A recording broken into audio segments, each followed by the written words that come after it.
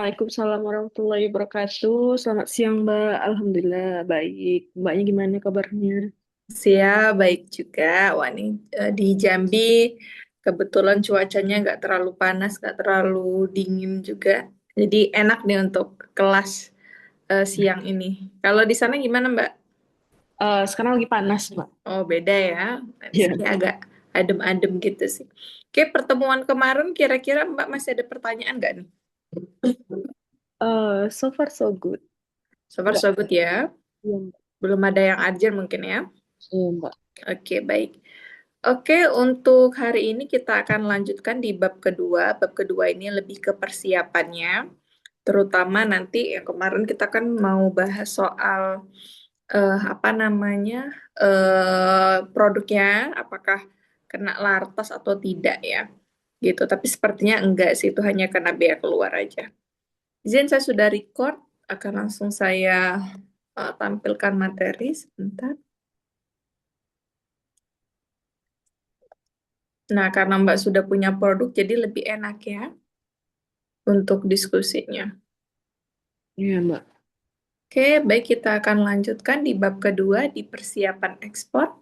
Nah, di Belantika sendiri kita eh, cukup tertata ya, mulai dari kemarin itu pengantar, bab kedua itu di persiapan.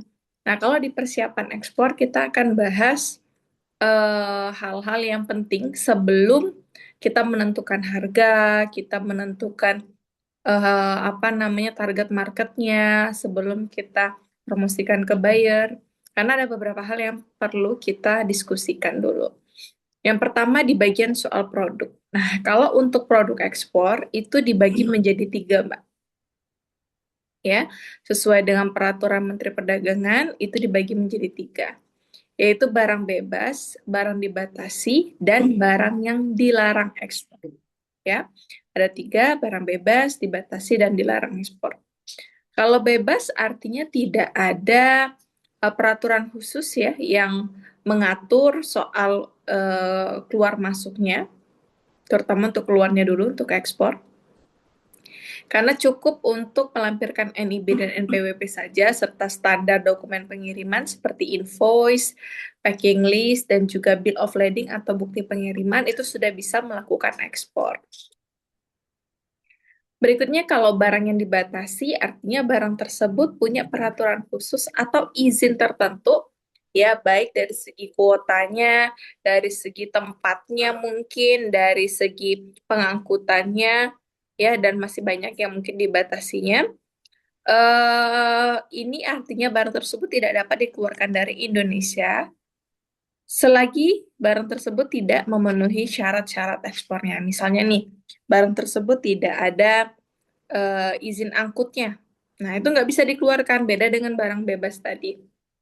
Terakhir ada barang yang dilarang. Kalau barang dilarang, ini sama sekali memang tidak boleh dikeluarkan dari Indonesia, karena barang tersebut ya kemungkinan besar em, berasal dari apa namanya tanah ya, biasanya tuh dari tanah, hewan-hewan langka ya, itu tidak boleh ya. Jadi yang tidak boleh diperdagangkan seperti soil, hewan langka, tumbuhan langka, pokoknya dilindungi begitu. Nah, cara mengeceknya gampang. Nanti kita tinggal cek di INSW, INTR atau Indonesia National Single Window di Indonesia Repository. Nah, nanti kita cek bareng-bareng ya, cara menentukan barang tersebut bebas, dibatasi, dan juga dilarang.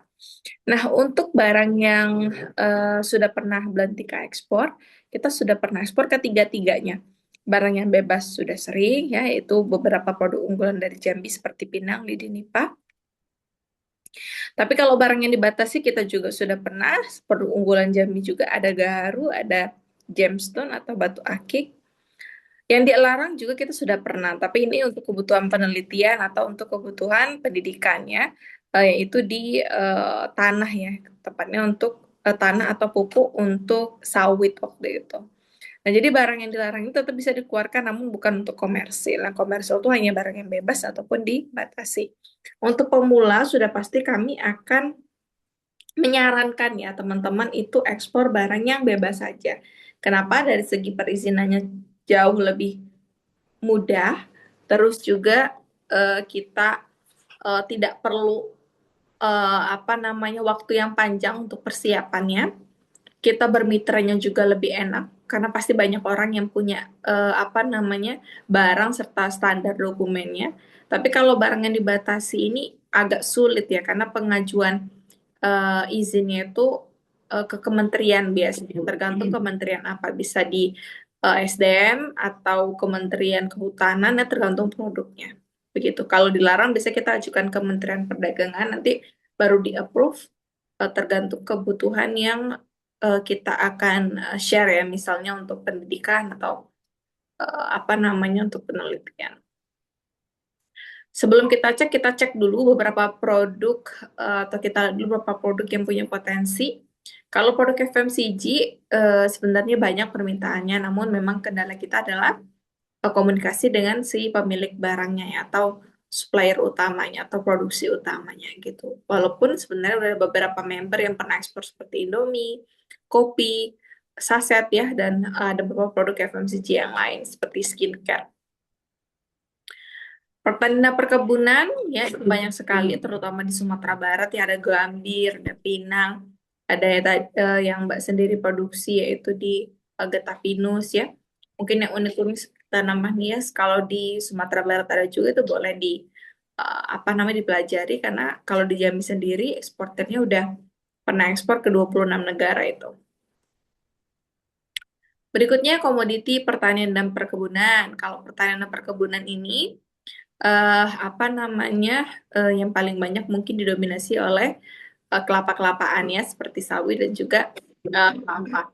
Nah, sawit banyak turunannya sama juga dengan kelapa, tapi sawit ini turunan high-nya kan itu ada di CPO, itu sekarang belum boleh diekspor kembali.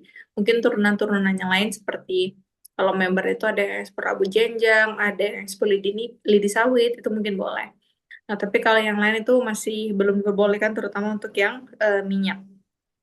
Kalau untuk kelapa tidak ada peraturan khusus ya, dia mau arang, mau kelapa muda, kelapa tua, desiccated coconut atau kelapa parut, terus kopra, baik yang edible ataupun yang asal itu boleh diekspor. Ataupun ada beberapa turunan yang lain seperti gula kelapa, serabutnya itu masih bisa gitu. Perikanan juga sangat menarik sebenarnya ya, cuman Indonesia ini terkait dengan pelabuhan dan juga bandaranya terbatas, tidak semuanya bisa dijadikan tempat pengeluaran seafood. Misalnya kayak di Jambi, kita punya banyak sekali komoditi untuk hasil laut, namun sayangnya tidak banyak pelabuhan atau apa namanya bandara atau belum ada yang bisa langsung direct ekspor gitu. Yang pertama kalau di Pelabuhan Jambi itu belum ada freight apa namanya yang mengangkut barang-barang dingin ya, atau yang berpendingin, ada refrigeratornya itu belum ada. Terus kalau bandara kita juga belum internasional, jadi tidak bisa mengirimkan langsung, bisa dikirimkan ke Jakarta dulu gitu. Kayaknya di beberapa daerah-daerah kecil juga hampir sama. Kalau produk UMKM, kita udah mendampingin beberapa produk ya, contohnya produk keripik-keripikan, kita udah pernah ekspor ke Malaysia. Kalau untuk madu ini ada beberapa negara ya, ada ke Korea, dia udah pernah ke Singapura ya. Itu juga antar kerjasama member juga. Perhiasan batu ini yang saya bilang tadi ya, gemstone atau batu akik tadi kita ekspor. Ini ada perizinan khususnya juga. Sampai sekarang masih rutin kalau mitra kita, tapi bentuknya masih semi polish ya. Jadi kalau ini sudah polish, sudah jadi, yang diekspor itu yang semi polishnya. Nah, karena Mbak Hilia sendiri tuh sebagai supplier sebenarnya, sebagai produsen karena punya produk ya untuk yang sekarang, untuk menentukan supply atau komoditi, supply komoditi atau produknya sebenarnya tidak terlalu sulit karena sudah memiliki benchmark produknya. Namun mungkin yang saya perlu tekankan ketika punya produk ini, betul-betul dipelajari ya mutu kualitasnya kayak gimana, proses produksinya, kalau bisa sampai expirednya itu seperti apa, karena kayak Pinang, ya kita tahu nih expire sampai 2 tahun. Nah, produknya Mbak harus dipelajari expire sampai kapan. Kapasitasnya sebulan bisa berapa, kemasannya bisa di custom kayak gimana, terus juga yang paling sering itu adalah gradingnya. gitu. Apakah ada grading tertentu atau tidak? Nah, itu wajib dipelajari sebelum bisa menentukan harga. Kenapa? Karena kita akan diskusikan ketika negosiasi sama si buyer, sudah pasti soal quality.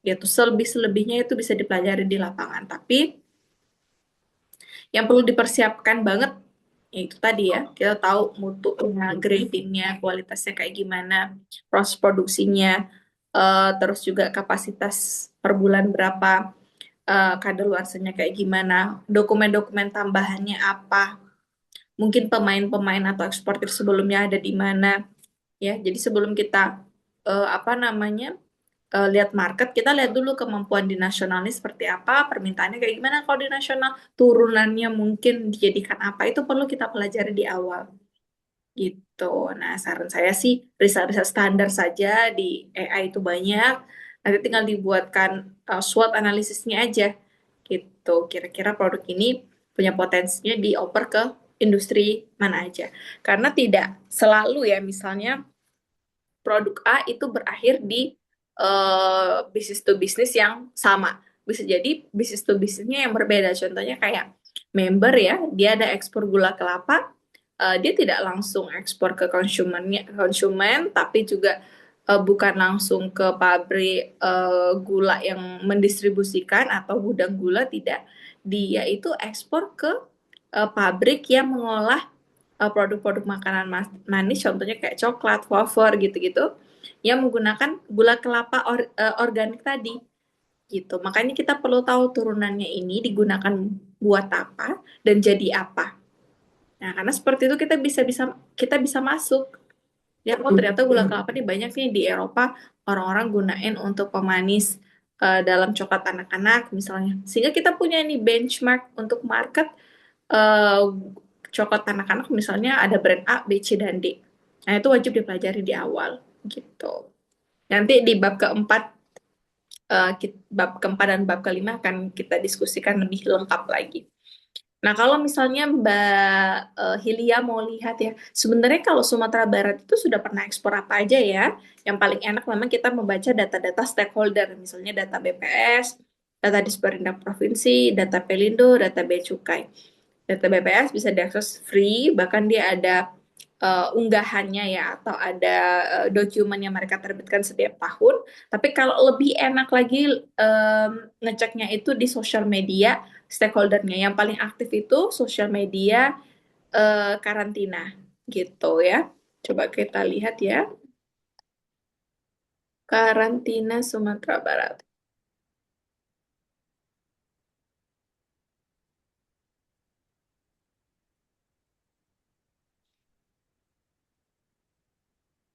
Nih, kita lihat kira-kira produknya apa aja nih yang pernah ekspor ya. Walaupun karantina ini juga menangani lokal ya, namun kita bisa lihat informasi-informasi soal ekspornya di sini.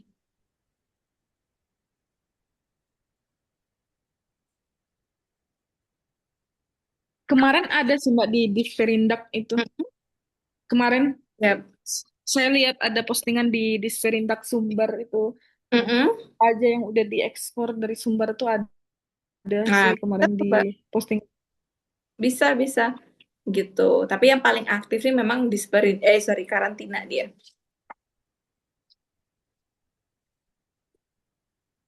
Coba kita cek ya. Ini masih yang lokal-lokal nih.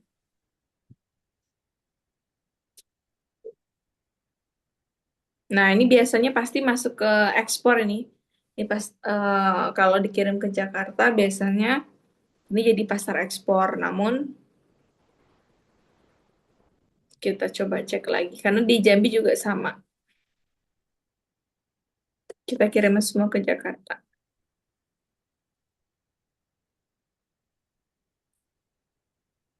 Coba kita lihat apakah ada ya. Nah, ini ada. Pan karantina Sumatera Barat, teh asal Sumatera Barat masuk negara Hong Kong. Wah, ini sebenarnya gabungan dengan Jambi nih ya, Kuringci gitu. Nah, TPP Kantor Pos dan Muara Jaga Negeri untuk ekspor komoditi mendunia gitu. Ini bisa dicek nih produk-produk yang Mana tahu nanti ke depannya bisa kolaborasi, walaupun kita udah punya produk sendiri. Gitu. Nah, hewan, ikan, dan tumbuhan itu di karantinanya di sini ya. Nah, cakang sawit ini pasti buat ekspor. Nah, kalau di Jambi dia banyak sekali dia postingan soal produknya. Ya, coba di Jambi, karantina Jambi.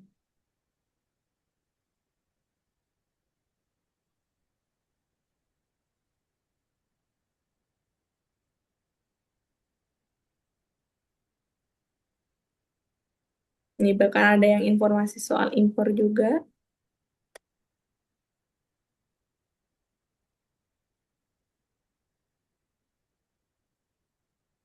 Nah, ini produk hasil Jambi nih. Potensi ekspor udang belalang, primadona perikanan bernilai miliaran rupiah. Nah, ini memang asli nih. Produknya asli dari Jambi dan hanya ada di Jambi setahu saya. Gitu. Kalau Disperindaknya apa Mbak namanya? Disperindak? Sprindak underscore sumber kayaknya.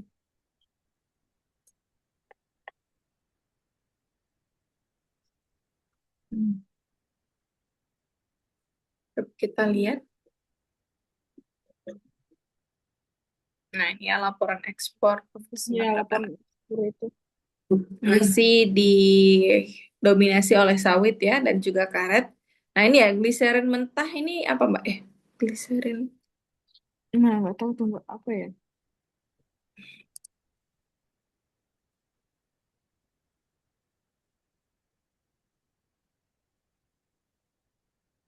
Oh, ini dari lemak. Cairan gitu. Minyak. Ekstrak gambir ya, buah pinang, kayu manis, karet, karet, tuna, manggis, lidi kelapa sawit, oke.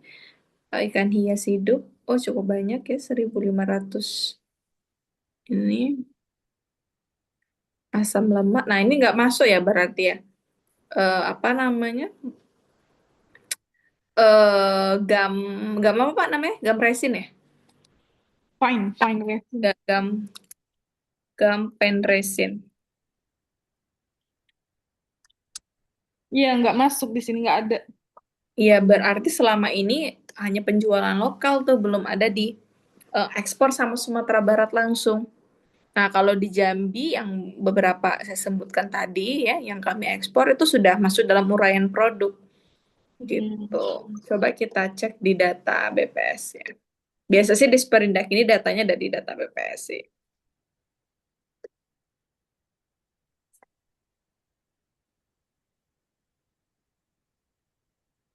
Nah, jadi enak sih riset-riset seperti ini.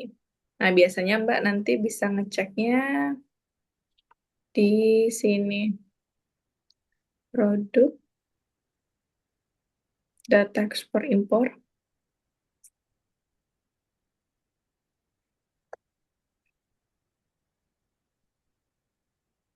Ini data ini. Nanti HS code-nya bisa Mbak taruh nih di sini. Cara cari tahu kode HS-nya apa, Mbak? Nanti Gimana? kita cari bareng-bareng. Agresif, menurut pelabuhan aja.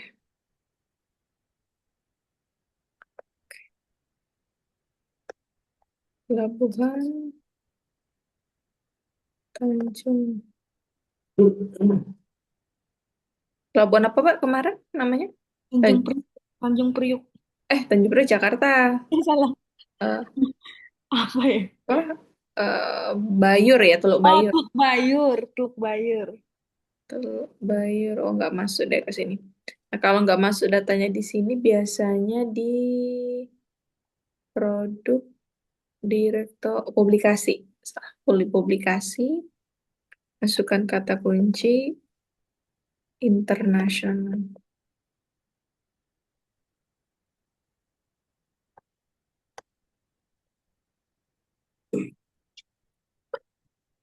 Ekspor.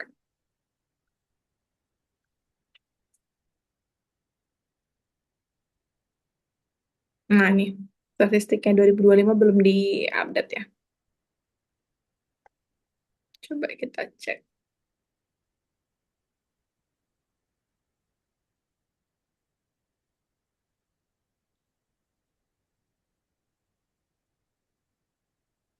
Biasanya kita bisa langsung lihat daerahnya di mana aja yang supply. Kita lihat. Oke, nih. Nah, ini negara-negara tujuannya nih. Berarti yang sering masuk ke India, Pakistan, Bangladesh, Myanmar, Amerika Serikat, Malaysia, Jepang, Vietnam. Pengeluarannya di Teluk Bayur. Oke. Apakah ada produknya? Sorry. Biasanya ada produknya disebutin.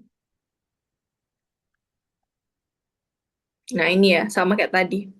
Gitu. Nah, sama sekali belum ada nih untuk di produknya Mbak Filia. Gitu. Makanya ini harus disondingkan, Mbak. Nah, ini hal yang umum terjadi ya. Contohnya kayak di Jambi itu kan ada gaharu ya, Mbak ya. Mm-mm. Nah, gaharu itu banyak sekali di Jambi, ada 500.000 pohon. Tapi sampai sekarang tidak pernah tercatat itu masuk ke PAD Jambi bahwa ada orang ekspor gaharu. Gitu. Karena itu pertama barang yang dibatasi, sehingga pengeluarannya orang nggak mau lah dari Jambi. Pasti pengeluarannya dari Bogor, dari Jakarta yang mudah-mudah ya. Gitu. Oh, Mungkin gitu.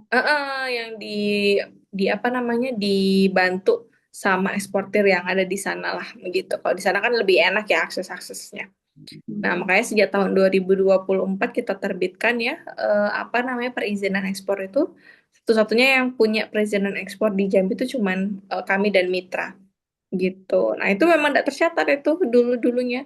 Nah, insya Allah mungkin per minggu ini kalau ada pengeluaran ekspor, kita akan pembuatan SKA-nya dari Jambi, tidak dari Jakarta atau dari Bogor lagi.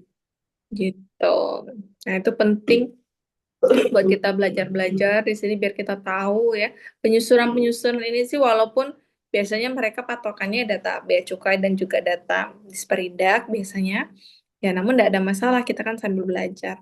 Oh, ternyata daerah saya ini sering ekspornya ke sini-sini. Gitu. Makanya ada yang lain ya, ada ke Afghanistan ya, ada ke Maladewa, ke Maldives. Biasanya Maldives ini produk-produk gambir nih yang masuk nih. Afrika ternyata udah pernah masuk juga, gitu. Australia juga ada, negara tujuannya. Nah, cuman apakah real atau tidak? Nah, ini kita bisa eh, Kayaknya enggak deh. iya, kita bisa cek lagi nanti ke Disperindak karena dia yang mengeluarkan SKA ya.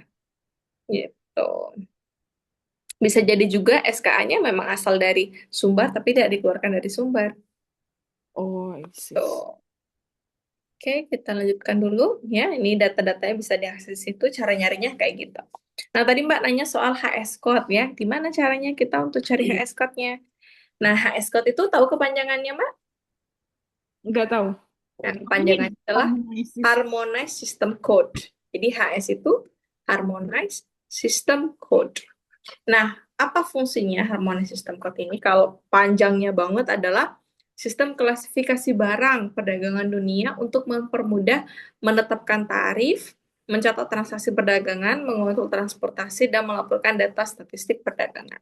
Tapi saya akan buat sesimpel mungkin dengan bahasa bayi ya kalau kata orang. HS code itu intinya adalah pengganti ya nama yang kita gunakan di negara asal kita. Misalnya kita sebut Pinang kan Pinang. Mhm. Bahasa Inggrisnya Betel Nut Areca Nut. Orang India, orang Pakistan sebutnya Supari. Beda-beda kan ya jadinya. Iya. Bayangkan kalau kita masukkan di sana Pinang, yaitu perception antara berbagai macam negara bisa beda-beda. Makanya dibutuhkan yang namanya harmonized system code. Kode yang sudah terharmonisasi. Ya, artinya sama seluruh negara itu akan punya satu kode. Gitu. Setiap produk itu punya kodenya masing-masing. Nah, melalui kode itu kita bisa lihat tarifnya berapa sih kalau kita ekspor ke sana atau impor dari negara A masuk ke Indonesia berapa nih tarifnya untuk produk A. Kita lihatnya dari HS code. Terus yang kedua, mungkin kalau ada peraturan khusus tadi ya, barangnya bebas, dibatasi, dilarang, kita lihatnya juga dari sana. Statistik perdagangan juga kita bisa ceknya lewat HS code. Gitu. Jadi, nama-nama produk dalam dokumen atau dalam ekspor impor itu diwakilkan dengan HS code. Walaupun tetap disebutkan bahasa Inggrisnya apa, ya sebagai bahasa universal, namun untuk apa namanya dokumentasi ya tetap harus dilampirkan yang namanya HS code semua dokumen. Nah, HS Code ini bisa kita cek di HTTPS tadi, ya, insw.go.id INTR. Jadi yang tadi ya, INSW, INTR. Caranya gampang banget, tinggal klik aja link yang kita berikan, atau klik aja di Google. Kalau mau klik di Google, INSW, INTR. Ya, langsung diarahkan ke tempatnya. Ini kita akan cek. Nah, ini tampilannya seperti ini. Nanti Mbak bisa masuk ke bagian INTR ya, ingat-ingat. INTR itu kepanjangannya adalah Indonesia National Trade Repository. Kalau INSW adalah Indonesia National Single Window. Jadi sejak tahun 2000 mungkin 22-an ya, Indonesia tuh sudah menganut sistem terintegrasi untuk ekspor dan impor. Jadi semua data-datanya bisa kita akses dari satu tempat aja. Nggak perlu kita banyak website yang lain, karena semuanya sudah ada di INSW INTR ini. Nah, untuk mencarinya, bisa cari di sini, bisa pakai bahasa Indonesia, bisa pakai bahasa Inggris, bisa langsung pakai kode HS-nya. Ya, pertama pakai bahasa Indonesia dulu, misalnya Pinang.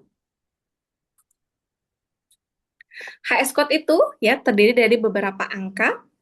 Kalau Indonesia menganut yang 8 angka. Jadi biasanya itu 6 sampai 8, tapi Indonesia menganut yang 8 angka. 08, 02, 8000. Itu adalah HS code untuk buah pinang. 4 angka di depannya 0802 itu universal, seluruh negara akan pakai 0802. Yang membedakan hanya 8000 tadi. Gitu. Jadi 4 angka di depan itu universal, biasanya semua negara akan pakai itu, tapi 4 belakangnya lagi yang berbeda. Misalnya kalau di India pakainya 0802 2229 misalnya ya, yaitu kode HS code untuk pinang di negara mereka. Tapi 0802-nya sama. Atau kalau pakai bahasa Inggris namanya arekanat. Nah, kita cek action ya, detailnya kita klik, kita lihat uraian barangnya benar nggak nih. Ya, betul ya, 0802 8000 ini adalah buah pinang. Yang bagian-bagian atas ini di-ignore aja karena ini soal impor ya. Makanya sedikit ada perbaikan seharusnya ya dari Indonesia untuk websitenya. Karena masa dicampur antara ekspor dan impor ya. Kalau orang awam pasti nggak tahu ya Mbak ya. Ini apa PPH, PPK, PP, BMIP, BMTP. Saya juga nggak paham ini apa. Karena ini untuk impor. Nah, nanti fokus di bagian BK ke bawah saja. BK itu adalah bea keluar. Jadi untuk produk-produk yang dikenakan bea keluar, ya seperti minyak sawit, batu bara, kokoa, terus juga ada beberapa produk yang lain, itu nanti akan ada peraturannya. Tapi kalau tulisannya NA, artinya tidak ada persyaratan untuk membayar bea keluar. Gitu. Tarif pungutannya tidak ada juga, wajib laporan DHE. Nah, DHE ini apa? DHE itu adalah devisa hasil ekspor. Jadi ketika kita sudah ekspor nih Mbak, dan sudah menyentuh 4 miliar misalnya dalam satu kali transaksi aja kita wajib untuk melaporkan DHE itu. Tergantung produk bisa 100% dibukukan dulu uang kita selama 1 tahun, bisa 60% tergantung nanti produknya. Nah, kalau seperti itu kan skemanya sangat merugikan penjual, apalagi kita trader. Jadi nanti bisa diakali DHE ini dengan pembayarannya parsial saja. Gitu. Atau yang kita laporkan adalah pendapatan kita sebagai trader. Gitu. Kalau barangnya bebas, tidak akan ada regulasi ekspor di sini, hanya ada regulasi impor. Nah, kalau barangnya bebas, tidak ada regulasi ekspor, hanya ada regulasi impornya saja. Contohnya di sini ya, kalau barang yang pinang ini tidak ada nih regulasi ekspornya, hanya regulasi impor. Begitu. So far untuk barang bebas, paham, Mbak? Paham, Mbak. Oke. Sekarang kita akan masuk ke barang yang dibatasi. Contohnya tadi ya, agarwood atau gaharu. Nah, keping kayu gaharu atau gaharu chips, agarwood chips itu di 12119095. Kita lihat detailnya. Betul ya, keping kayu gaharu. Kita lihat bea keluar juga kita tidak bayar. tarif pungutannya juga tidak ada, laporan DHE-nya wajib ya. Nah, untuk regulasi ekspornya ada nih, lartas ekspor, yang artinya dilarang dan dibatasi. Nah, izin-izinnya ini, ya, izin yang harus dipenuhi, persetujuan ekspor tumbuhan alam, satwa liar, PETSL atau surat keterangan. Ya, sampailah di bawah ini semuanya kita lengkapi. Nanti bisa kita tanya lebih lengkap ke pihak karantina atau bea cukai. Gitu. Nah, jadi beda antara produk yang bebas dan juga dibatasi. Tadi pakai bahasa Indonesia sudah, pakai bahasa Inggris sudah. Misalnya saya mau cari by HS code bisa 9603. Nah, 9603 ini HS code untuk lidi biasanya ya. Kita pakai yang 1010 belakangnya. Ya, apakah ada artosan juga tidak ada. Begitu. Nah, Mbak kan sudah ada produk. Coba deh, Mbak cari dulu ya, praktekkan nih nama produknya pakai bahasa Inggrisnya seperti apa. Terus cari HS code-nya nanti kita cek bersama. Gitu. Silahkan. Atau ada pertanyaan dulu sebelum dimulai untuk nyari? Silahkan.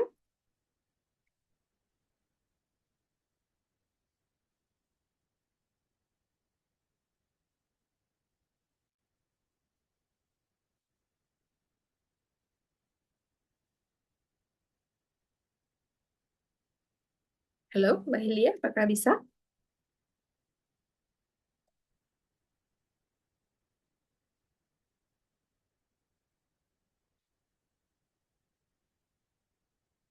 Halo, Mbak Hilia, apakah bisa?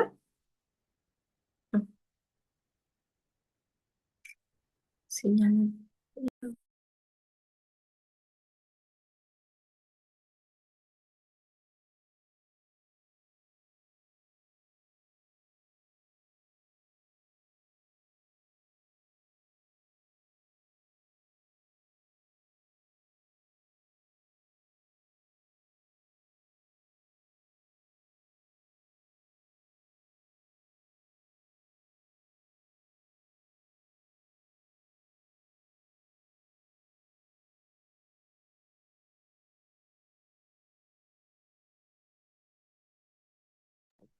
Halo, Mbak Hilia, apakah bisa? Ya, Mbak. Bang. Oke. Halo? Halo, halo, tes.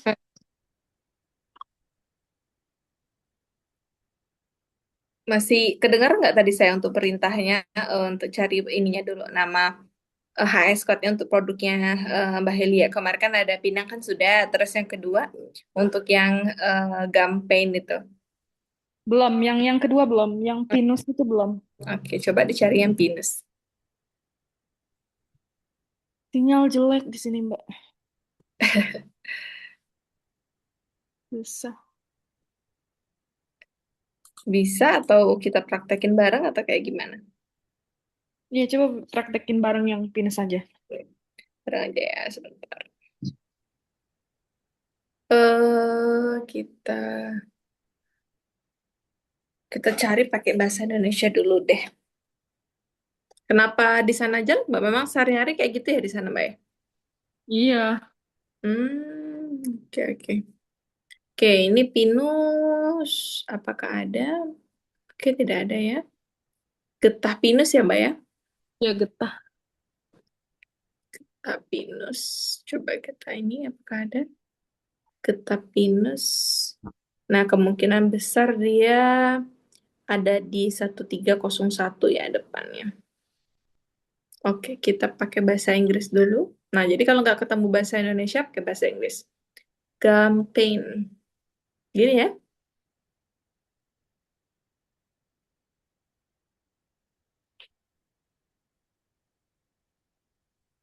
Ke...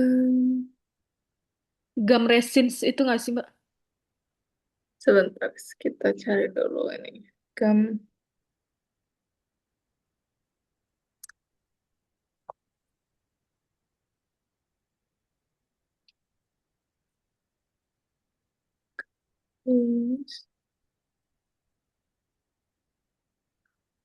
Pine resin.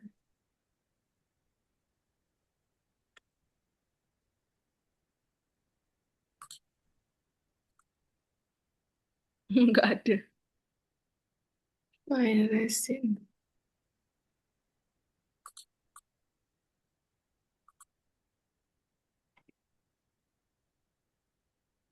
Nah, kalau tidak ada seperti ini, caranya adalah pertama, Mbak bisa ke Google dulu, AS Code, Scott Fine Resin. Nah, dia pakai di 1301. Ya, tadi saya bilang ya, 1301, 1301, 01, dia belakangnya 90. Coba ada. Oke, ini ya. Lain-lain Lain-lain. coba kita lihat. Getah damar, misalnya getah balsam, lain-lain. Nah, ini nanti harus kita tanyakan kembali ya, apakah ada eh, khusus ya untuk getah pinus ini. Karena kalau di sini, nah ini ada bea keluarnya ya, bea keluarnya 25%. Gitu. Wow, banyak ya. Mm-mm. Nanti bisa dilihat peraturannya di sini.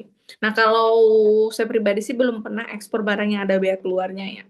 Nah, nanti kalau kurang mengerti cara perhitungannya, ya bisa apa namanya minta tolong hitungin bea cukai. Gitu. Jadi ini memang produk yang kena bea keluar ya, kecuali kalau sudah jadi produk turunan mungkin. Tapi regulasi ekspornya tidak ada ya. Sebentar, coba kita HS code getah pinus. Ada juga yang pakai 3806. Nah, jadi HS code ini bisa banyak sih, Mbak. Gitu. Tergantung Indonesia punya berapa penyebutan. Nah, kalau ini asamnya 36, gamar atau rosin. Ini damar semua ya. Kata ester. Coba kita lihat lain-lain di sini.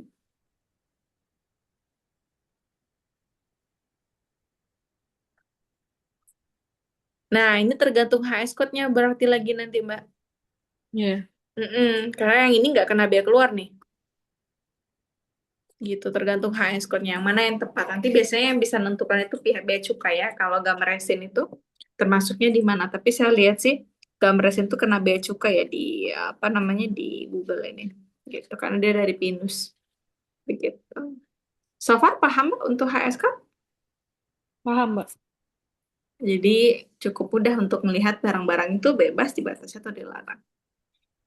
Nah, ini 10 hal yang nanti Mbak harus kuasai ya sebelum nanti promosi, terutama di spesifikasi produk, karena sering saya mendampingi teman-teman member ataupun di luar member, ketika saya tanya spesifikasi produknya, mereka kan jawab, nggak tahu, Miss. Saya kebetulan tradernya, Miss. Atau saya belum pelajari, Miss. Atau bahkan sampai yang lebih parah lagi, mereka sama sekali nggak pernah datang ke gudangnya. Gitu. Nah, menurut saya kalau udah seperti itu agak kelewatan kalau mau bikin bisnis, tapi tidak dilengkapi dengan perlengkapan yang matang lah. Terutama soal harga ya. Pernah banget tuh saya dampingi salah satu temen dari TikTok kayaknya ya, beliau. Saya tanya harganya berapa. Oh, saya nggak punya harganya nih, saya belum tanya nih. Biasanya dijual berapa ya? Nah, itu menurut saya nggak sopan ya, karena bisnis ya, apalagi kita sebagai penjual sudah ada harga jual begitu. Makanya di Belantika kita ajarkan cara menghitungnya. Nah, terakhir nanti Mbak Helia harus bisa melakukan quality control. Nah, quality control ini bahkan salah satu anak magang saya yaitu meneliti quality control yang ada di Belantika soal produk. Kenapa? Karena produk itu walaupun Mbak Helia anggaplah punya sendiri, produsen sendiri, namun ada resiko-resiko tertentu. Contohnya ya nanti ketika di proses stuffing atau proses pengiriman dalam kontainer, bisa jadi ada hal yang tidak diinginkan. Ada kan itu sudah ada kontak manusia di sana. Begitu. Jadi makanya perlu di quality control baik dari raw-nya sampai nanti final quality check-nya bukan hanya di gudang sih sebenarnya, tapi sampai ke pelabuhan juga gitu. So far sampai sini dulu ada pertanyaan Mbak Hilya? Quality control ini nanti diajarin kan ya, Mbak? Iya, Sama Mas. betul. Ada. Kalau untuk pengiriman ada, untuk barang nanti ada lagi. Gitu. Apalagi kan Oke. Mbak Hilya kan produknya cukup niche ya untuk yang getah pinus ini. Nah, nanti mungkin untuk secara quality barangnya bisa dipelajari terlebih dahulu, mungkin bisa tanya sama orang tuanya. Namun untuk quality control barang ketika di stuffing, barang ketika akan muat di dalam kontainer, kontainer tuh harus diapain aja. Nah, itu kita ajarin kok. Gitu, pelan-pelan. Ini baru persiapannya dulu. Oke, Mbak. Ibaratnya Mbak Hilya tuh masih siap-siap dulu nih. Mm-mm. Apa namanya? Sebelum yakin gitu ya, "Oh, aku mau promosiin produk ini, kira-kira resikonya yang harus disiapkan, terus juga perlengkapannya apa. Nah, ini kita bekali dulu sebelum nanti masuk ke sana. Gitu. Sama berikutnya, nah kita nanti lihat nih ada legalitas ya, karena legalitas ini penting kalau dalam ekspor nggak boleh ya tanpa legalitas. Bahkan sekarang mungkin tidak boleh lagi ekspor perorangan. Jadi nggak bisa kita bilang itu ekspor ya kalau dia perorangan atau belum menggunakan legalitas resmi ya. Mau dia PT boleh, mau pakai CV juga boleh. Gitu. Ada pertanyaan mungkin dari Mbak Helia? Silakan, silakan. Hmm, udah, Aman Mbak. ya? Aman, Mbak. Ya, sebentar. Oke, berikutnya kita akan bahas soal legalitas.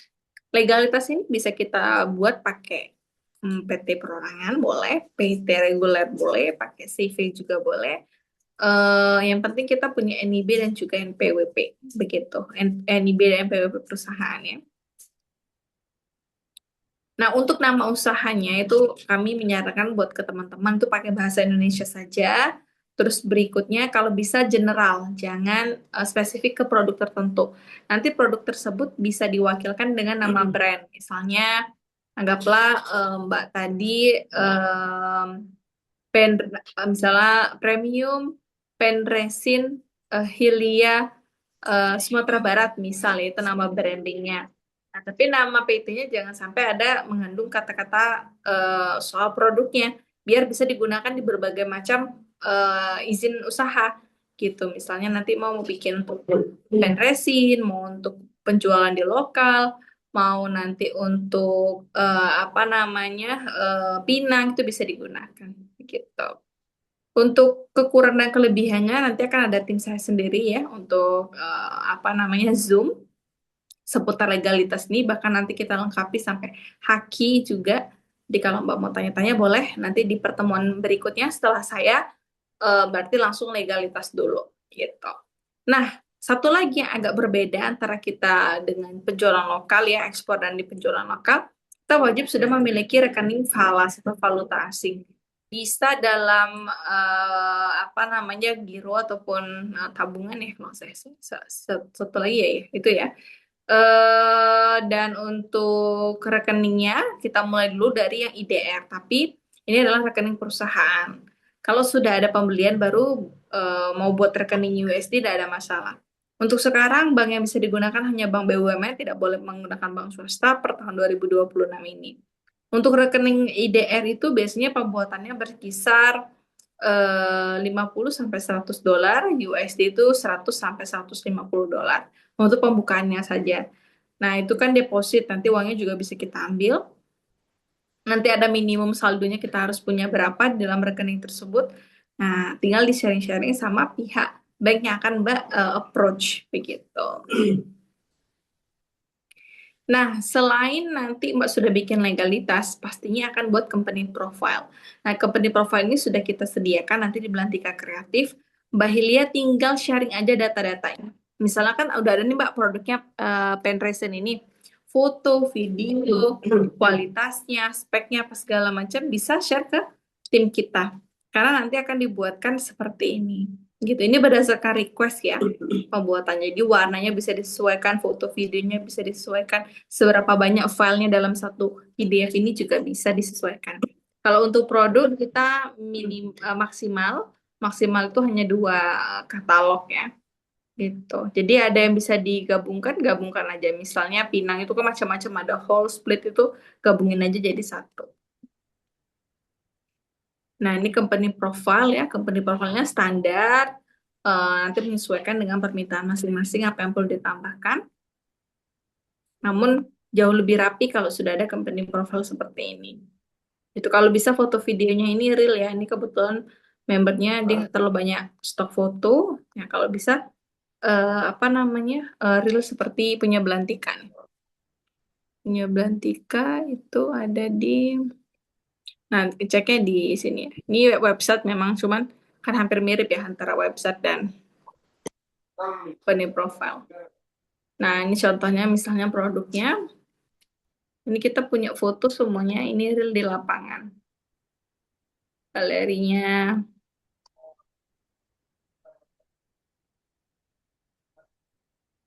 Kalau ada pelepasan-pelepasan ekspor yang relevan untuk dimasukkan bisa.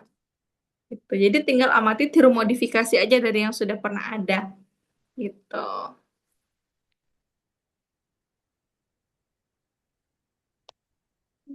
Website kami jadi kan hampir-hampir mirip dengan company profile. Ada work produknya, ada vision and mission, ya ada visi dan misinya. Gitu. Oke, kalau untuk company profile ya seperti itu. Nanti kita akan pelajari cara pembuatan company profile ataupun cara bikin promnya di AI itu mungkin di bab keempat. Tapi ini disclaimer dulu harus punya ini. Katalog produk juga ya, mungkin bisa contoh juga punya Belantika. Nah ini ya, kita punya nama brandnya Lumbung Lidi Sumatera, Indonesia Broomstick. Tapi kita tidak mencantumkan nama PT Belantika itu di dalam brand ataupun sebaliknya, vice versa nggak ada. Jadi satu PT ini bisa berbagai macam produk. Kita ada campaign-nya, ada about company-nya, kita juga mendukung sustainability, ya value-nya juga kita masukkan. Nah, ini kalau produk kita lengkap ada specification-nya, ada kondisinya seperti apa, ada quality-nya kayak gimana, panjangnya bahkan ada. Nah, ini wajib Mbak pahami untuk produk sendiri. Gitu. Screen sharingnya nggak kelihatan, Mbak. Kenapa, Pak? Oh, udah. Tadi Udah? screen sharingnya nggak kelihatan. Oh, mungkin ini. Oke, nah ini galerinya kita lengkap nih ya ketika staffing dan lain sebagainya. Nah, ini nanti Mbak menurut saya sangat menarik ya karena produknya itu ada banyak turunannya. Bisa dimasukin juga produk-produk yang possible untuk jadi turunan gitu ya. Nah, Mbak sudah sharing-sharing belum sama orang tua kemarin? Kira-kira produknya bisa masuk ke apa namanya ke industri apa aja? Selain B2B yang memang ini ya yang butuh produk itu. Yang kayak saya bilang tadi, Oh, kayak member itu ada masuk ke pabrik coklat gitu-gitu. enggak sih, Mbak. Kemarin cuman Nah, yang di Medan itu satu, sama yang di Pekalongan itu mereka gunakan untuk batik, alat batik itu. alat batik ya. Untuk malam Iya. berarti ya. Apa, Untuk Mbak? untuk lelenya itu ya, untuk malam itu ya. Iya, lilin, iya lilin. Hmm. Nah, kalau bisa, nah itu bisa juga nanti Mbak branding kan. Itu banyak sih Mbak menurut saya yang bisa di ke gambar gitu modal bisnisnya. Jadi perkuat dulu storytellingnya, produknya. Sama saya juga sedang progres untuk produk storytelling itu di Gaharu. Karena Gaharu ini potensialnya besar, namun sama seperti Pain ini ya, tidak ada apa namanya pencatatan daerah gitu. Jadi daerah sendiri nggak tahu bahwa ada peluang itu. Kalau di Sumatera Barat yang Pain ini umum nggak, maksudnya pemerintah mungkin pernah ada dukungan atau kayak gimana, Mbak?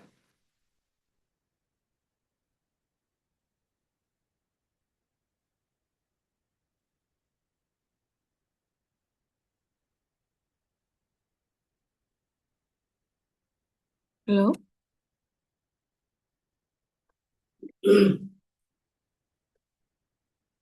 Jelek banget. Bentar ya, Mbak. Nah, Lagi tukar siap. sinyal dulu.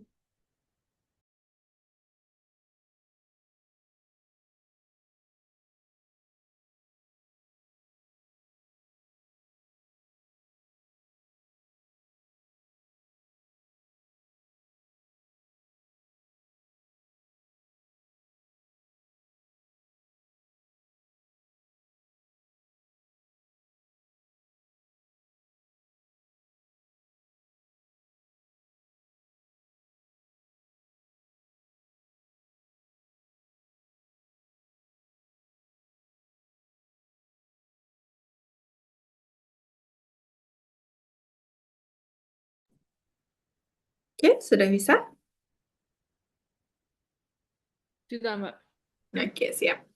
Nah, itu sih jadi mungkin bisa di apa namanya di benchmark lah perusahaan-perusahaan yang sudah pernah ekspor gam pen ini ya, nggak hanya dari Sumatera Barat pastinya. Coba kita lihat ekspor Pinus. Ya ada dia di mana aja nih.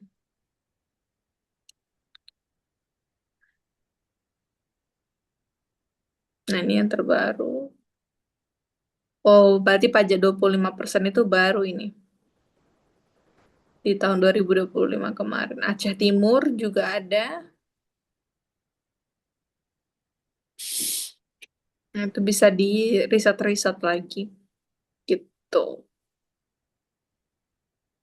Hmm, kita coba cari ya. Resin, pine resin. Coba saya cek di sini.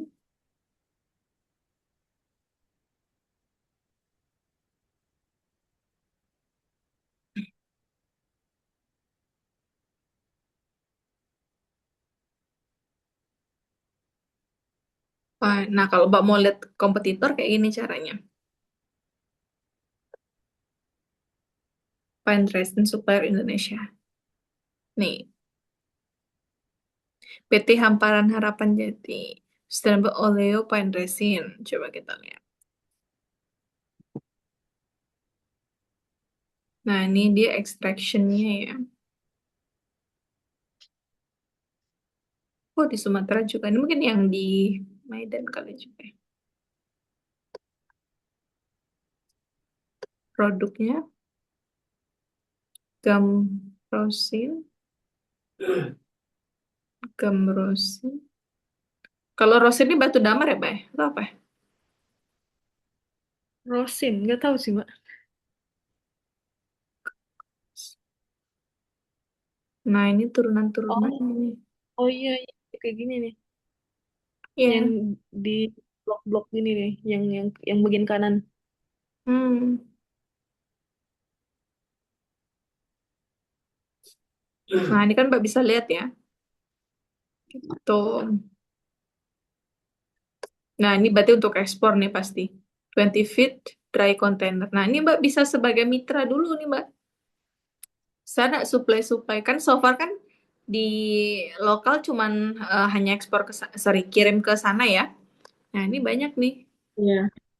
Gitu. Jadi cara nyarinya kompetitor atau yang bisa kolaborasi seperti itu. PT Mahariski 5 Gemilang.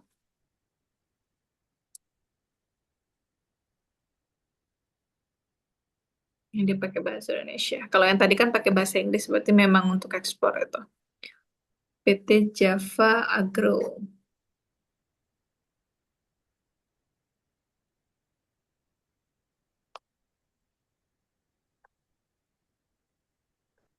Ada gam damar, ada merbatu, ada gam kopal, oleopan resin, gam rosin. Ini menarik sih untuk dipelajari ya.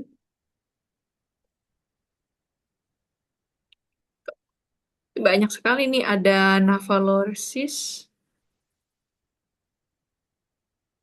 Sumatera, Sulawesi. Ini sudah pasti dia untuk ekspor karena ada HS code-nya. Ini Mbak HS code-nya Mbak. Hmm. 13019090. Nah, gampang kan kita kalau mau riset-riset karena ini produk yang pasti pengeluarannya buat ekspor gitu. Ini dia gamnya bahkan banyak sekali. Tuh.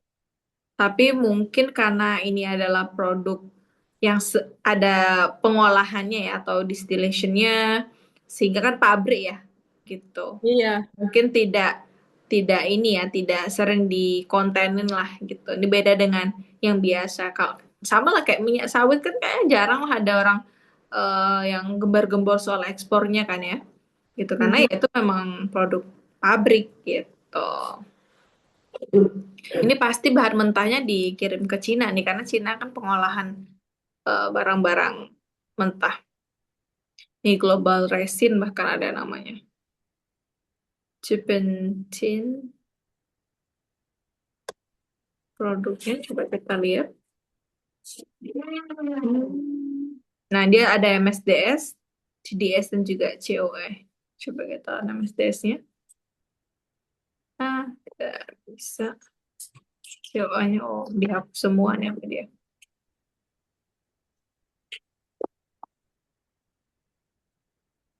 Oke. Kurang lebih itu ya untuk apa namanya referensi benchmarknya. Kalau dia masih dalam bentuk, kalau tadi itu kan Mbak dia sudah berbentuk olahan.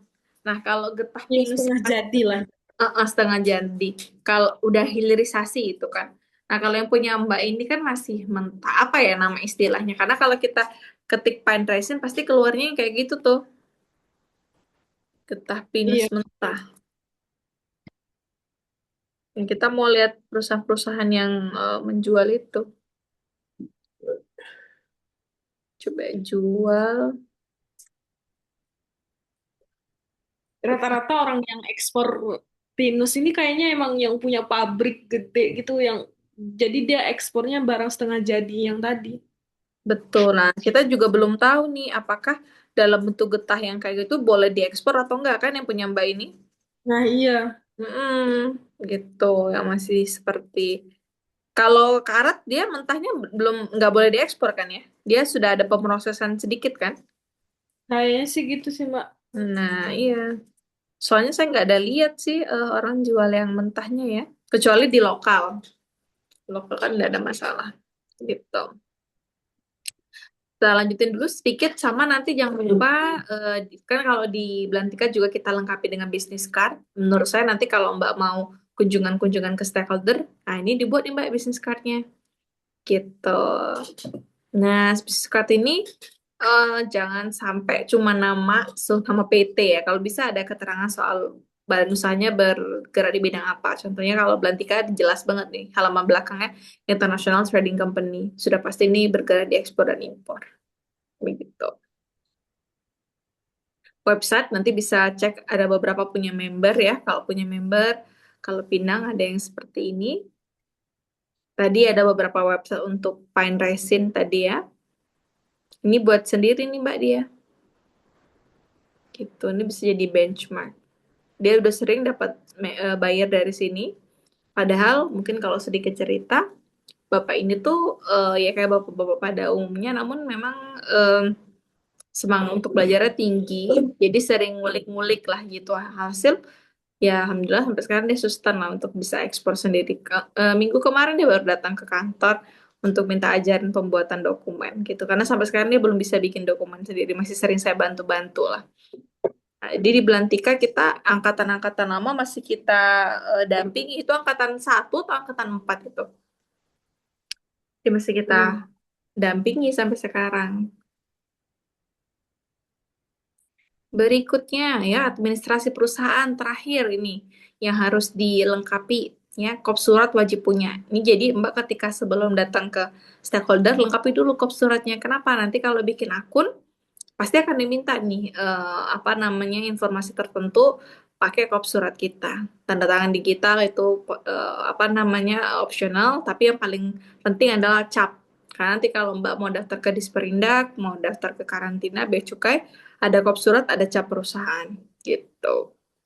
Alamat kantor dan gudang nanti kalau bisa kasih alamat kantor dan gudangnya ke tim yang mengurus legalitas. Jadi nanti Mbak bisa diskusi lebih bagus alamatnya apakah taruh di gudang atau ditaruh di kantor. Karena ada plus and minusnya sih menurut saya. Begitu. Nah, jangan lupa juga kalau sudah buat badan usaha, dicatat laporan keuangannya ini untuk pembuatan pajak. Kalau bisa pajaknya dilaporkan setiap tahun ya walaupun belum ada transaksi sama sekali. Nanti ada pendampingan khusus soal ini. Ini juga nanti ada pendampingan khusus kalau sudah ada masa pelaporan pajak kayak sekarang kan sudah bulan 2. akan masuk bulan 3, ada pelaporan pajak khusus. Ini nanti akan diajarkan oleh tim saya ya di Haki. Terakhir nanti manajemen perusahaan ekspor kita akan pelajari di bab yang agak terakhir, tapi saya kasih hint-hintnya sedikit. Kita akan mengetahui ya ekspor itu untuk B2B seperti apa, B2C ya. Yang paling sering sih B2B dan juga B2C. Kalau B2C contohnya kayak yang tanaman hias tadi Mbak, itu masuk ke B2C. Kalau B2B contohnya kayak gula kelapa. Nah, gula kelapa itu kan industri to industri gitu. Ini surat analisis tadi saya rasa wajib punya, saya pun punya sendiri ya untuk setiap produk, bahkan tidak hanya setiap produk ya, potensial produk yang ada di Jambi ini aja ada analisis SWOT-nya. Gitu kira-kira kekurangan, kelemahannya apa, terutama tadi ya, apakah produk yang Mbak tuh bisa tuh dikeluarkan, karena belum tentu bisa. Contohnya kayak produk yang tidak bisa dikeluarkan, namun turunannya bisa adalah rotan. Rotan itu kalau mentah nggak boleh. Kalau masih dalam bentuknya gelondongan tidak boleh dikeluarkan. Tapi kalau bentuknya sudah turunan furniture itu boleh. Nah, contohnya lagi kayak gaharu. Gaharu itu kalau yang budidaya tidak boleh diekspor. Tapi kalau kalau yang alami tidak boleh diekspor. Tapi kalau yang budidaya dia bisa diekspor. Nah, jadi ada excuse-nya ya, ada pengecualiannya terhadap produk-produk tertentu. Mana tahu produk yang Mbak tadi itu tetap bisa diekspor, namun mungkin ada pemrosesan sedikit atau bentuk packagingnya seperti apa, itu nanti perlu dipelajari gitu. Nanti saya sambil tanya juga ke Bea Cukai. Ini kalau Mbak mau punya work plan ya, kita sudah sediakan minggu 1, minggu 2, minggu 3 sampai minggu 4. Namun menurut saya selesaikan dulu semua materinya, nanti tinggal disusun sesuai dengan kebutuhan.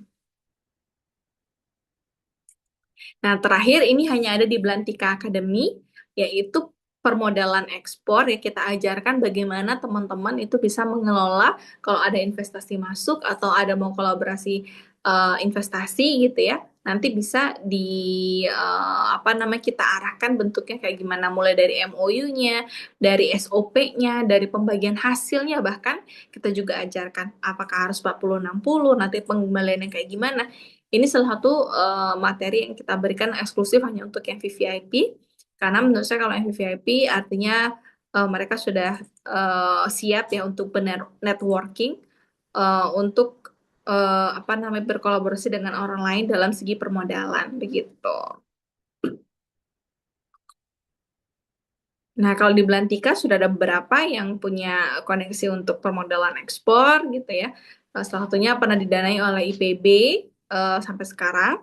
Nah, jadi Mbak Hilya sebenarnya punya bargaining position yang cukup kuat karena Mbak Hilya itu lulusan luar negeri yang pertama, pernah magang di luar, terus produknya juga jelas. Ini kalau mau diangkat ke daerah atau mau dikolaborasikan, itu sangat potensial sekali Mbak Hilya.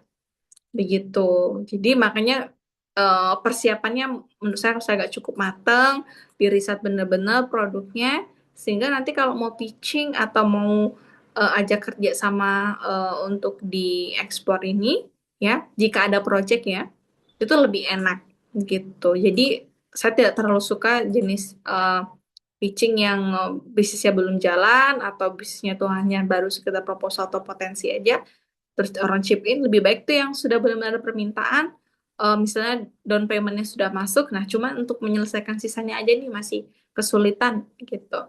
Atau Mbak Hilya sendiri bisa jadi pelaku investor gitu, karena invest di perusahaan ekspor ya atau di project ekspor itu adalah invest yang paling cepat returnnya dapat, karena project selesai returnnya kita dapat begitu. Jadi Kalau jadi investor gitu, berapa lama nah, BEP-nya?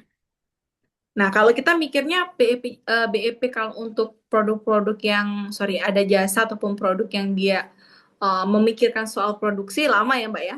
Tapi kalau Mm-mm. di ekspor, misalnya sama Belantika nih, misalnya Belantika ada kebutuhan untuk investasi 1 kontainer pinang gitu ya. Pembagiannya 60-40 atau mungkin 50-50 ya terhadap investornya. Itu akan langsung cair ketika proyeknya selesai. Proyeknya paling cuma 1 bulan.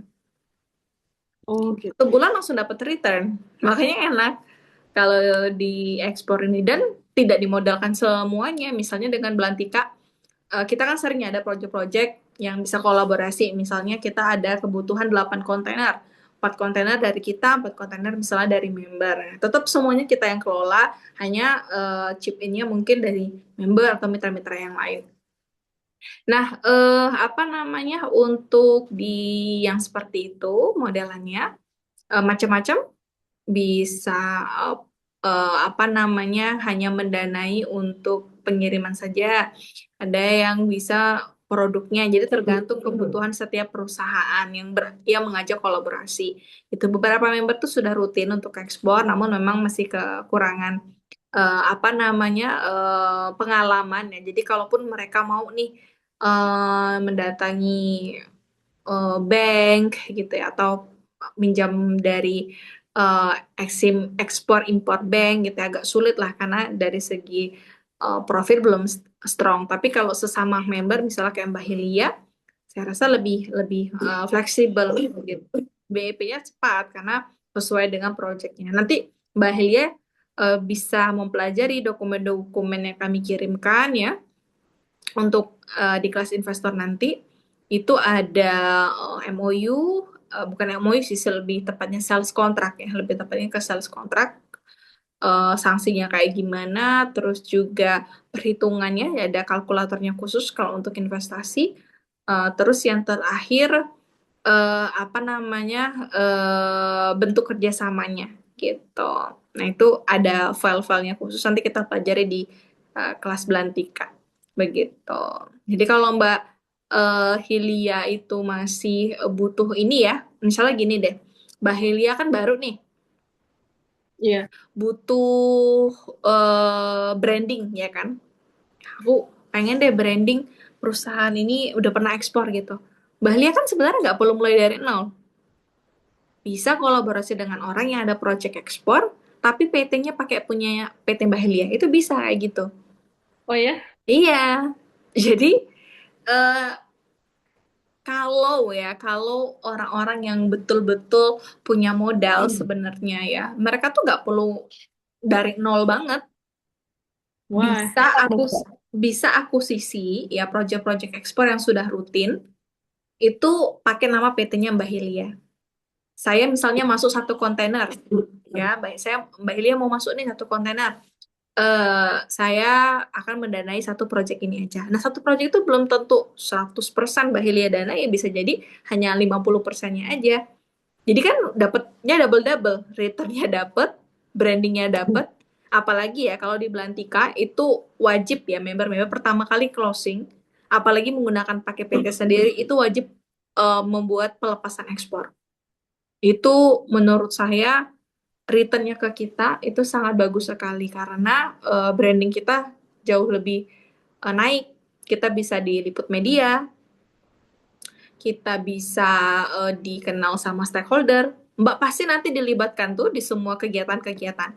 Nanti misalnya ada kunjungan menteri, bisa jadi punyanya Mbak Hilia nanti akan dikunjungi. Itu karena di Jambi sudah sering kayak gitu. Jadi Jambi ini kalau Mbak mau benchmark banyak. Saya mau sharing ke Mbak Hilia nanti. Nih saya adalah nih modal nih untuk dana project ekspornya. Ada mitra nih. Nah saya nanti kayak gimana ya bikin pelepasannya tuh, caranya, surat-suratnya apa segala macam saya lengkap. Tinggal masukin aja, datang ke stakeholdernya, share ke mereka. Nanti press release-nya bisa kita bantu juga kayak gimana. Tinggal di share ke stakeholder, mereka mau hapus, kurangi atau yang mana ya terserah lah.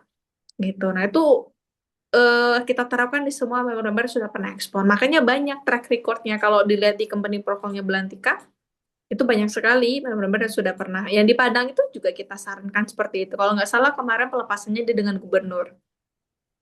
Yang di Kalimantan dia dengan bea cukai. Yang di Jambi kita bahkan udah pernah dilepas sama Presiden Jokowi waktu itu. Gitu. Jokowi datang, oh iya. ya Zulkifli Hasan datang, terus Wakil Menteri Perdagangan itu pernah kita undang ya, dia ke industri Pinang juga. Nah, jadi kalau itu hidup ya di daerah, pasti semangat kan ya buat orang ekspor gitu. Itu tuh harus Iya. dihidupkan yang kayak gitu menurut saya enggak ada namanya saing-saingan kayak instansi ini kan pasti ada lah Mbak ya, saling klaim ya, oh ini binaannya Disperindak, binaannya Bea Cukai, pas pelepasan itu undang semuanya sehingga stakeholder kita tuh semangat untuk mendampingi. Karena saya sendiri adalah eh, saya witnessing ya, bedanya provinsi yang sudah semangat untuk ekspor dan impor sama yang enggak. Servisnya beda. Saya hari ini pagi ini sebenarnya moodnya agak kurang bagus tadi ya waktu buka email ya, karena agak dipersulit untuk menerbitkan fitosanitary gitu. Padahal biasa-biasanya di Jambi tidak ada masalah gitu, tapi saya terbitkan di daerah lain ini agak sulit gitu. Mereka banyak lah apa namanya minta dokumen A, dokumen B. Akhirnya saya bilang ya udah kalau itu nggak bisa dimasukkan ya udah nggak usah dimasukkan ke dalam dokumen saya, terbitkan saja saya bilang gitu. Padahal itu berkaitan dengan pembayaran nanti kalau ada beberapa informasi yang saya take out gitu. Nah, itu bedanya provinsi yang jarang ada eksportir atau FGD eksportir sama yang kayak di Jambi. Di Jambi nih kalau Mbak Hilia datang nanti ya ke Jambi, kegiatan FGD itu hampir setiap bulan yang pertama. Terus ada pelepasan ekspor tuh setiap tahun pasti ada, gathering apa itu namanya coffee morning selalu ada. Berikutnya juga tidak pernah dipersulit, dokumen itu bisa terbit dalam hitungan menit, bayangkan. Wow. Di sini tuh udah sesiap itu gitu. Mau datang ke kantornya kayak apa segala macam ya aman-aman aja. Mahasiswa saya ini kalau tugas-tugas akhir saya minta tolong untuk ke stakeholder gitu. Bukan saya yang danai, nanti mereka yang kasih snacknya, makan apa segala. Karena memang mereka ada dana untuk ke sana.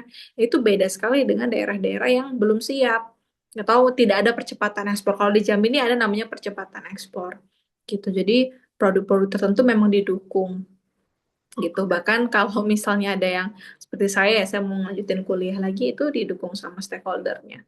Nah, di daerah-daerah lain itu agak sulit sih memang. Kelihatan dari servis yang diberikan agak lama. Nah, saya di Sumatera Barat ini belum ada gambaran, baru pertama kali ada gambaran itu ya member ya, dia pelepasan apa namanya dengan bea cukai, gubernur kalau nggak salah waktu itu kita juga ngirim ucapan waktu itu. Nah, namun member ini cukup punya privilege karena dia ada pabrik gitu. Dia ada pabrik pinang gitu. Jadi kalau ada kunjungan kan enak ya.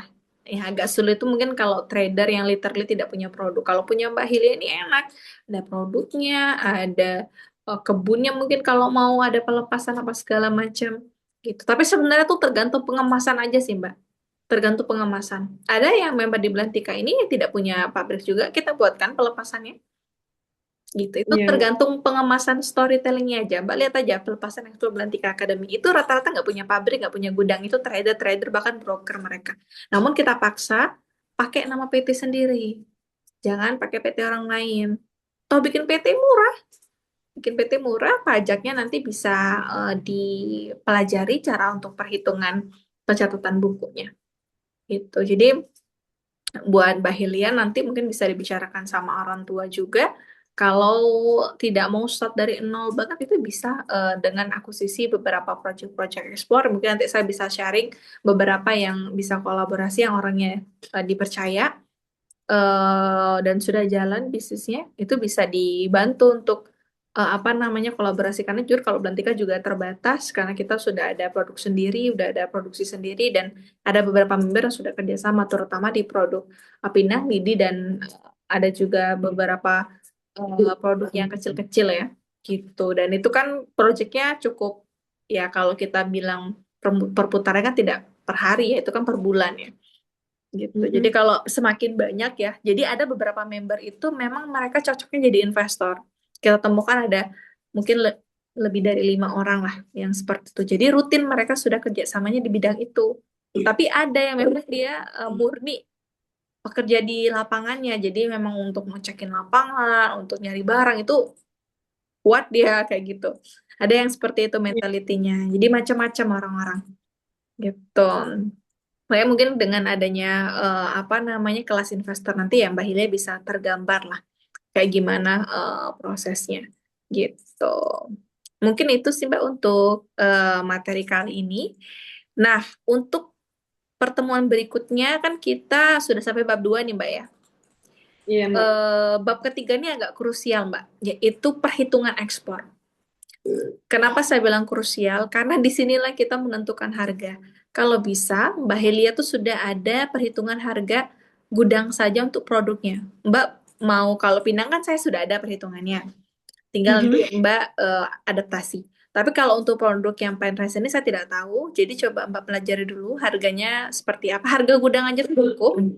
Paling Tunggu, nanti harga gudang ini maksudnya harga jualnya ya, Mbak? iya Atau harga jual di Sumatera Barat tuh berapa yang Mbak biasa jual ke apa Medan.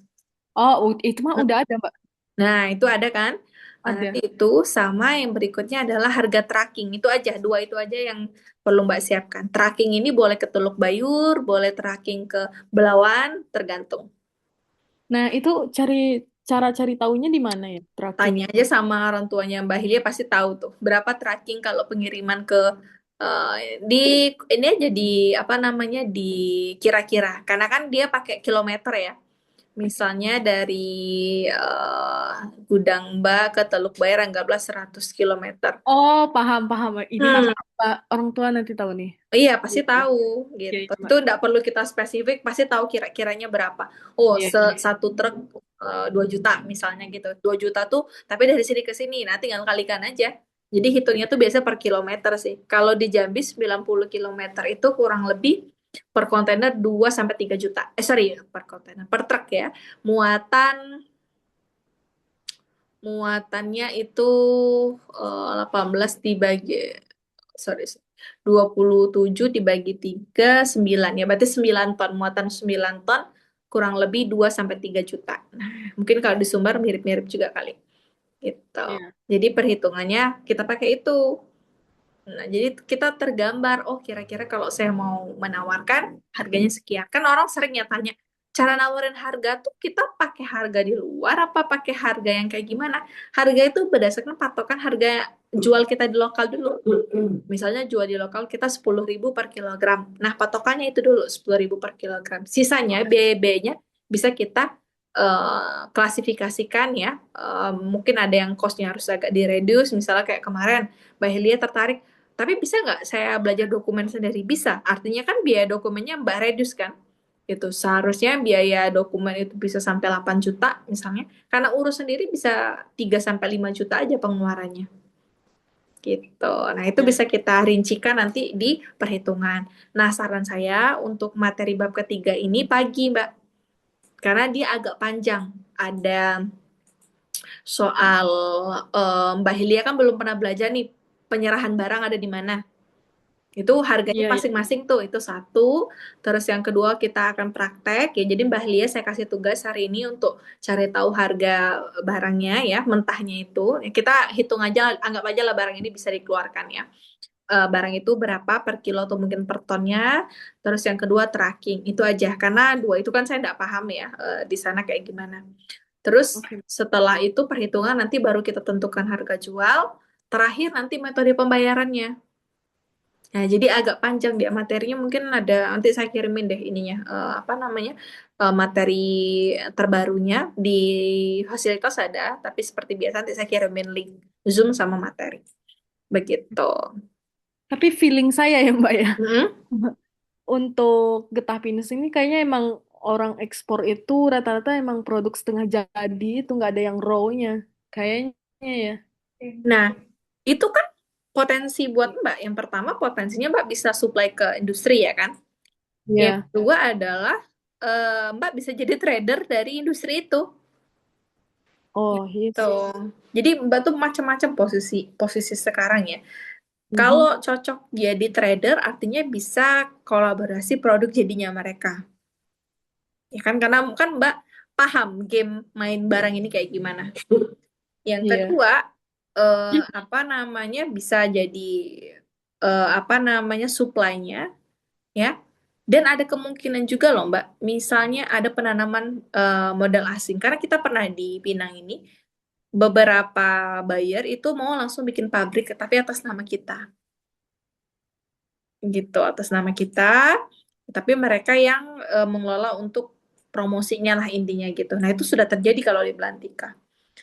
Yang ketiga, kalau misalnya Mbak Helia memang cocoknya jadi kolaborasi di invest dan lain sebagainya, ya nanti Mbak Helia bisa kalau produk ini memang terbatas ya untuk ekspor, nggak bisa nih kalau saya sendiri. Saya pun ke industri-industri gam resin ini agak agak sulit gitu. Ya itu tadi ya bisa akuisisi project-project apa namanya kolaborasinya sistemnya kayak gitu. Gitu. Lebih enak tuh sebenarnya kita kolaborasinya dengan industri pabrik ya dibandingkan kita masih di bahan mentah. Kenapa? Karena kalau di pabrik kayak Pinang kan sudah quote and quote sudah di pabrik gitu ya. Walaupun dia produknya tidak jadi yang banyak banget turunannya, masih ya semi lah ya, masih setengah jadi. Nah, namun itu barang yang paling mudah untuk dijualnya. Tapi kalau kita jual pinang orennya, itu sulit jualnya. Pertama dari segi peraturan sulit, yang kedua ngumpulin barangnya sulit. Gitu. Jadi Ya. nanti skema-skemanya sih bisa banyak. Nah, ini kan saya baru ngobrol sama Mbak Hilya baru beberapa kali. Terus juga Mbak Hilya baru sharing ke saya, belum lagi ke Mas Denny. Nanti mungkin kalau ke Mas Denny ada apa namanya beberapa hal yang bisa dikolaborasikan atau ditanya-tanyain lagi lah sama Mas Denny. Kira-kira produk ini seperti apa? Gitu. Makanya kita insya Allah mungkin saya masih menunggu ini soalnya SATS LN ya, karena sampai sekarang belum terbit. Kalau SATS LN itu terbit, saya pasti ke karantina. Nanti coba saya tanyain, itu pernah ada Oke. nggak pengirimannya? Karena itu sama aja karantina, bea cukai itu satu lah. Nanti mereka yang tahu apakah boleh atau tidak untuk dikirimkan, gitu. Mungkin itu sih Mbak Hilia. Is there any questions? Em, apa ya question? Berarti ini setelah ini saya ini dulu ya Mbak, meeting sama legalitas dulu. Betul. Atau Tapi ke boleh juga sih dilanjutin dulu ke bab ketiga baru legalitas. oh gitu. Jadi tergantung Mbak Hilya lah lebih pengen besoknya materi yang agak chill dulu atau langsung yang materi perhitungan yang agak deep atau kayak gimana terserah Mbak Hilya Oke, oke. gitu. Nanti update aja ke saya jadwalnya mau kapan Oke, Mbak. gitu. Tanggal ini nggak Mbak? Tanggal 1 aja ya? Oh mau dilanjut tanggal 1 boleh, nggak apa-apa. Karena saya mau pergi ke Jakarta tanggal 28 ya. Tanggal 1. Oh siap-siap. Boleh boleh. Di share aja Mbak pokoknya. Kan saya sering update tuh di grup. Silakan teman-teman yang mau private karena pagi itu pasti saya jadwalin dulu siapa aja hari ini yang mau private begitu. Itu yang ramen itu tanggal berapa ya, Mbak? Kalau ramen rata-rata kan itu kelas VIP semua ya. Jadi nanti gabungnya di kelas investor berarti. Oh, Kelas investor saja yang gabung. Karena itu oh, hanya untuk yang VIP. Selebihnya menurut saya lebih enak sendiri-sendiri karena beda-beda Mbak baru di bab ketiga ya. Yang lain itu sudah di bab kelima, sudah di bab keempat. Gitu. Jadi udah ketinggalan. Mm-mm. oke, Mbak. Gitu. Oke, mungkin kalau nggak ada pertanyaan, nanti rekamannya seperti biasa langsung saya share ke Mbak Hilya, bisa dicek, ditunggu. Nanti jadwal berikutnya silahkan dikumpulkan dulu informasi-informasi soal produknya. Nanti kita bantu hitung bareng-bareng. Jadi Mbak Hilya tahu kalau menjual barangnya perkiraannya berapa. Itu pasti masih hitungan kasar, namun sudah bisa di-apply ke semua produknya nanti Mbak Hilya mau coba explore. Begitu. Ini masuk yang Pinang juga atau Pinus aja, Mbak? Pinang boleh di sana. Saya kan nggak tahu ya harga pinang di Sumbar berapa, speknya kayak gimana. Oh iya. Gitu. Bisa. Soalnya speknya ini nih nggak tahu gimana yang di Sumbar ini. Maksudnya Kalau yang memang 8085 itu saya belum paham, Mbak. 9095 kayak gitu-gitu belum paham. coba aja dulu tanya dengan supplier. Pasti orang tuanya Mbak Helia ada lah tuh kenalan-kenalan tuh. Yang biasa ngumpulin tuh biasanya berapa dia apa namanya gradingnya. Gitu. Dari petani itu sudah ada grading, Mbak. Biasanya ya. Dari petani itu sudah ada gradingnya. Gitu. Ya, biasanya mereka tuh nggak tahu, Mbak. Karena mereka tuh Oh, berapa harga yang dipatok sama tengkulaknya, ya udah itu doang mm-mm. taunya gitu. Berapa Nah, produknya dia itu nggak tahu berapa.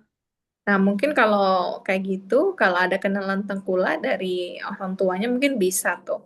Karena di Sumbarnya saya nggak ada gambaran kalau untuk Pinang ya, karena biasa Pinang itu ya hanya kok di Jambi yang cukup terkenal gitu. Kalau di Sumbar ini ada memang, tapi kualitasnya kualitas yang di bawah 90-95. Tapi kan itu cuman apa namanya informasi di permukaan yang mana tahu ada memang tengkulak-tengkulak atau pabrik-pabrik yang bisa ngasilin produk yang premium itu bisa kolaborasi nanti dengan kami. Gitu cara produksinya.